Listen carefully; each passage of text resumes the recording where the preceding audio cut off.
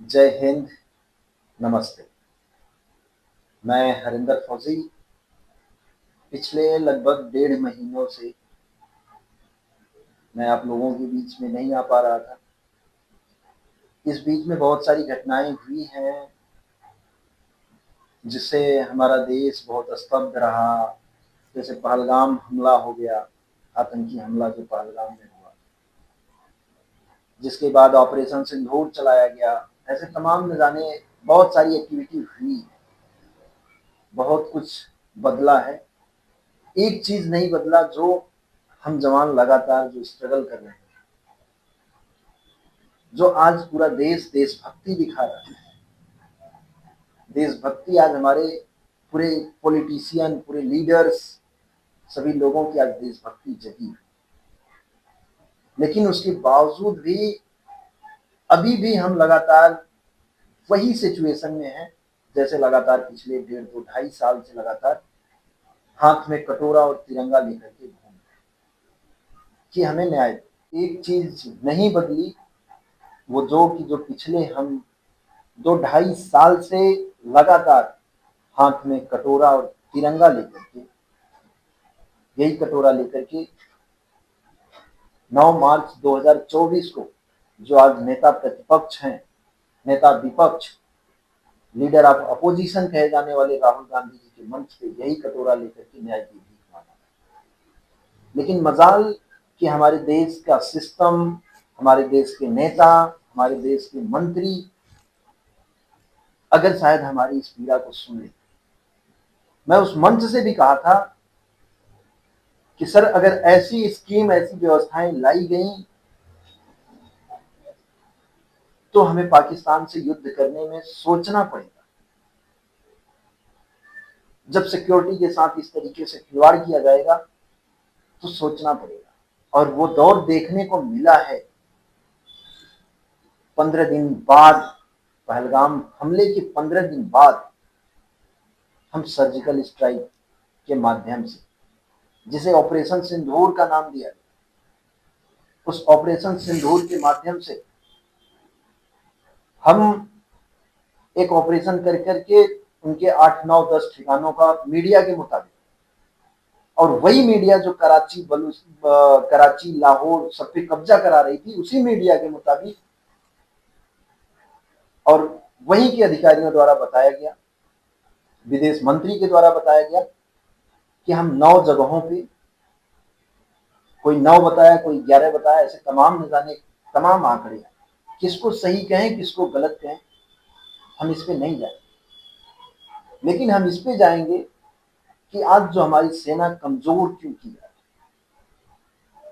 उस चीज का हम उदाहरण आपको दे रहे हैं कि आज हम 15 दिन तक लगातार पाकिस्तान के हमले करने के बाद, जो ये कहा गया कि पाकिस्तान ने हमला किया, उस हमले के बाद 15 दिन बाद हम जाकर के ऑपरेशन सिंदूर लॉन्च कर, और फिर भी 2 3 4 दिन में सीज फायर हो जाता है। तो आखिर वो ये सब करना क्यों? चलो वो सब विषय बाद में हम बात करेंगे, उस पर हम ज्यादा चर्चा नहीं करना चाहते।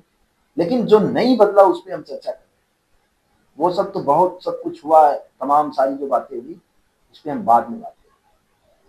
लेकिन जो हमारे बगल में बैठे हैं ये शख्स, ये भी भारतीय सेना की एक जवान है, और लगातार ऐसे न जाने कितने जवानों को मैं सामने रखा हूं, दिखाया हूं, और लगातार उसी न्याय की लड़ाई लड़ रहा हूं कि हम भारतीय सेना में बड़े बड़े अधिकारियों की, मैडमों के अंडर गारमेंट धुलने सेना में नहीं जाते। ये वर्दी इसलिए नहीं पहनते कि हम उनका अंडर गारमेंट्स, बहुत साफ और सरल शब्दों में कह रहा हूं, हम ट्रे उठाने नहीं जाते, हम कपड़े धुलने नहीं जाते, हम वेटर ड्यूटी करने नहीं जाते। लेकिन दुर्भाग्य है कि पिछले 2 2.5 साल से लगातार घूम रहे हैं, सभी के पास ये हाथ में कटोरा लेकर के न्याय मांग रहे हैं कि महोदय, हमारी सेनाएं, हम लोगों को कमजोर किया जा रहा है, सिर्फ डिसिप्लिन के नाम पे हम लोगों को सताया जा रहा है, हम लोगों को पीड़ित किया जा रहा है। और ये जीता जागता पुख्ता पुख्ता प्रमाण देता हूं और लगातार दे रहा हूं। ये जो मेरे बगल में बैठे हैं, ये भी भारतीय सेना की एक जवान, और ये भी उसी समस्याओं से जूझ रहे हैं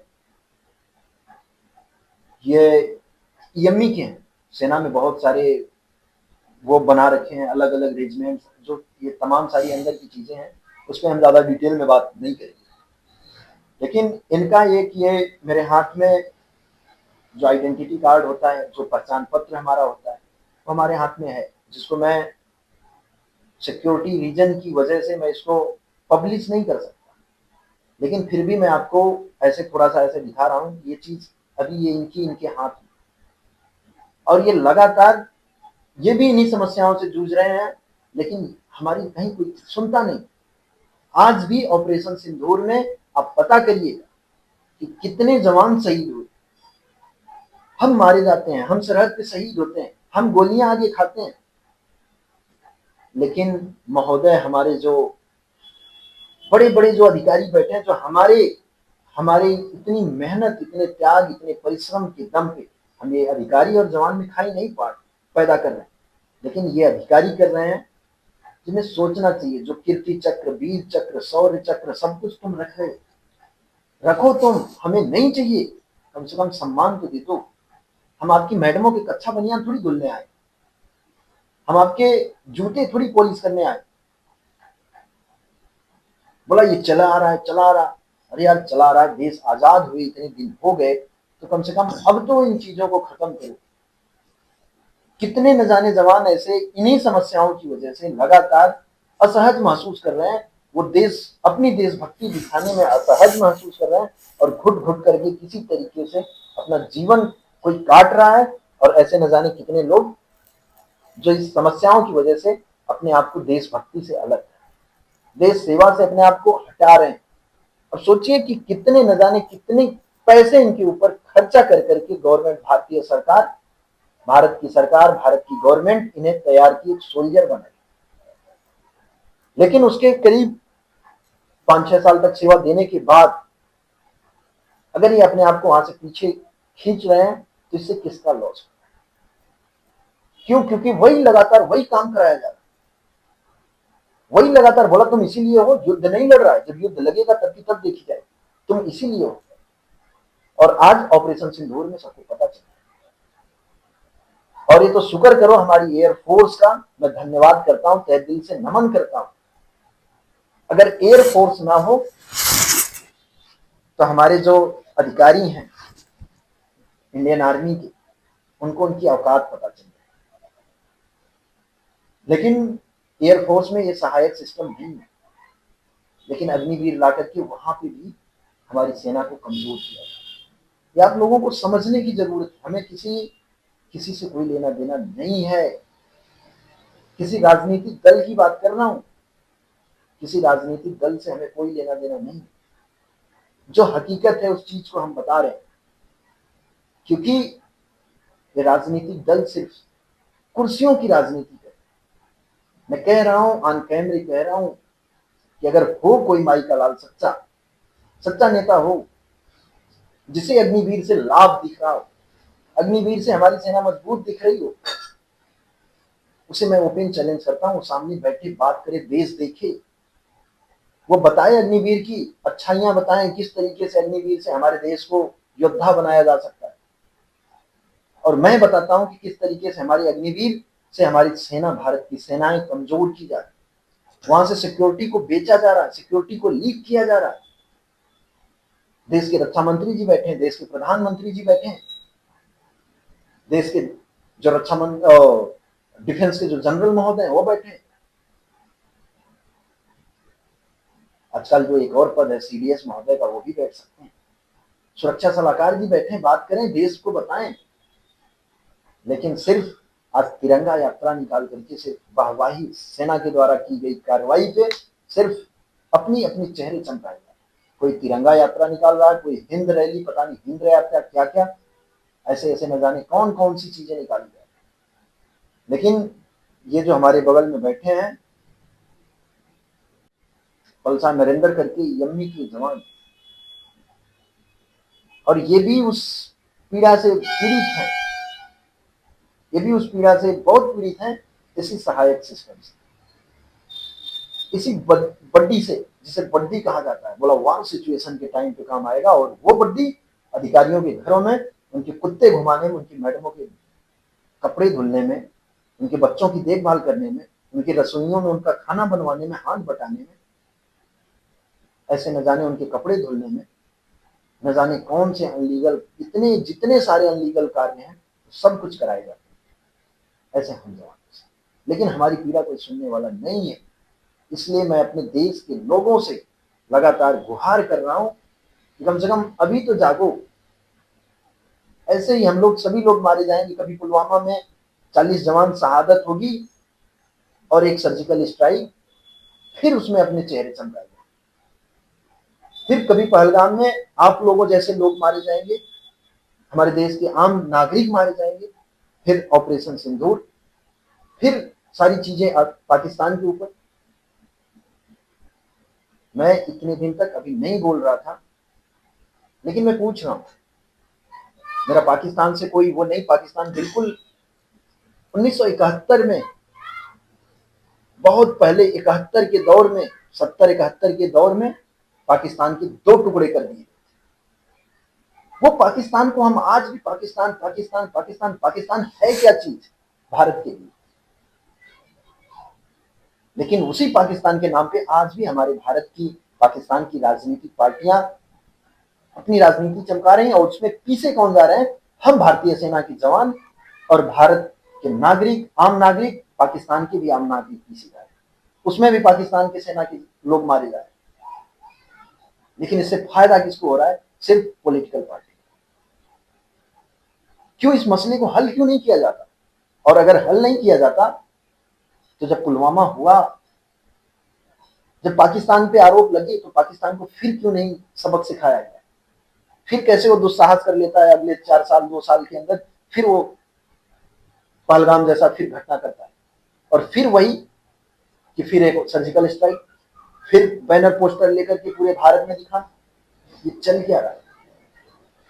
तो ये आप लोगों को समझने की जरूरत है कि ये सिर्फ सेना का प्रयोग किया जा रहा है अपनी 56 इंची साबित करने के लिए, देश को सच्चा राष्ट्रवादी बताने के लिए, सच्चा राष्ट्रवादी दिखने के लिए सेना का इस्तेमाल किया जा रहा है। और तमाम विपक्षी दल के लोग आज एक विरोध कर रहे हैं कि एक डिप्टी सीएम है, उन्होंने कहा कि भारतीय सेना नरेंद्र मोदी जी के चरणों में, माननीय प्रधानमंत्री जी के चरणों में नतमस्तक है। बिल्कुल मैं उस बात का समर्थन करता हूं। अगर नतमस्तक नहीं होते तो अग्निवीर जैसी स्कीम नहीं लाई जाती। सीडीएस महोदय नतमस्तक नहीं थे, जो पहले थे बिपिन रावत जी नतमस्तक नहीं थे। हस्र क्या हुआ, समझ सकते हैं। तो अभी लोग नतमस्तक हैं, इसलिए अग्निवीर जैसी स्कीम ला दी जा रही है। जब जैसा जो मन हो रहा है वैसा सेना को इस्तेमाल किया जा रहा है, अपनी चेहरे चमकाए जा रहे। तो ये हमारे देश को समझना होगा, ये आप लोगों को समझना होगा कि तमाम न जाने कितने जवान इसी वीडियो के, इसी चैनल के, इसी लिंक में जाइएगा @हरिंदर फौजी करके, तमाम आपको जवान दिखेंगे वहां पे। सभी लोग लगातार कह रहे हैं कि कम से कम इस सिस्टम को बंद किया जाए, इस अग्निवीर को खत्म किया जाए। लेकिन लगातार हमारी सेना को खोखला किया जा रहा है, लगातार खोखला किया जा रहा। ये तमाम सारी बातें हैं, लेकिन हम मेन बातें जो करना चाहते हैं, बार बार उन मुद्दों से हम सोच रहे हैं भटके ना। लेकिन दर्द होता है जब हम जिसके लिए कसम खाते हैं, अपने देश की हिफाजत करने के लिए अगर हम अपनी कसम खाए हैं और हम अपना अगर सच्चा फर्ज निभा ना पाए, हम अपनी सच्ची ड्यूटी करें, तो हमें इस यातनाओं का, इन प्रताड़नाओं को झेलना पड़े। उल्टा हमें प्रताड़ित किया जाए और हमारे नाम पे पूरे भारत में डंका बजाया जाए, पूरे देश की जनता के सामने हमारे नाम पे, हम सेना के जवानों के नाम पे जाकर के वोट मांगा जाए, सेना के शौर्य को अपना शौर्य बताया जाए। तो ये जो तमाम सारी जो एक्टिविटी चल रही, इन चीजों को आप लोगों को समझने की जरूरत है। आज भी मैं कह रहा हूं, मैं कोई किसी बातों को नहीं करूंगा, मैं आज भी कह रहा हूं कि जो पहलगाम में हुआ, उसके बाद हमने ऑपरेशन सिंदूर चलाया, इसकी क्या गारंटी है कि अगले आने वाले भविष्य में पाकिस्तान अब कोई भी नापाक हरकत नहीं करेगा, कोई भी हमारे निर्दोष जवान नहीं मारे जाएंगे, कोई भी हमारा निर्दोष नागरिक नहीं मारा जाएगा। इसकी क्या गारंटी है? इसकी जिम्मेदारी कौन लेगा? पहलगाम जैसी घटना का जिम्मेदारी कौन लेगा? पुलवामा जैसी जिम्मेदारी, उसकी घटना का जिम्मेदारी कौन लेगा?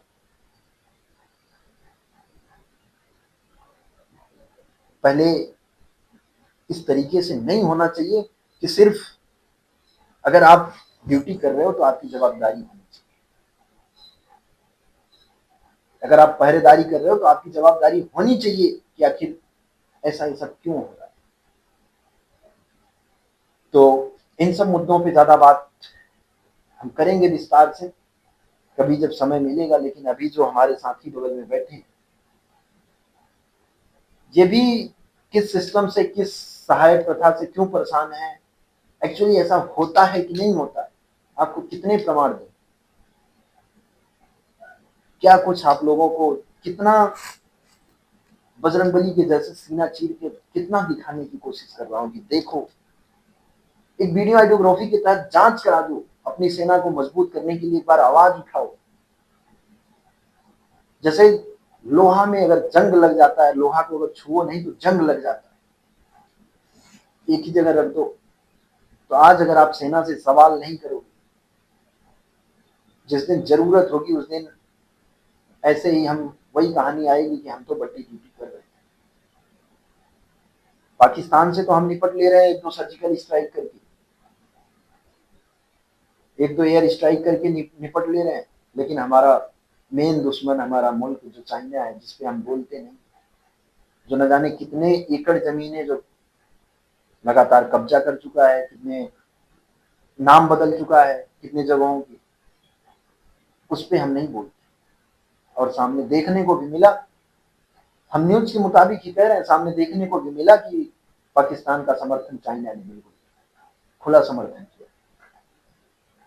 तो हमारा मेन दुश्मन पाकिस्तान नहीं, पाकिस्तान हमारे लिए कुछ भी नहीं, हमें चाइना के लिए तैयार होना है।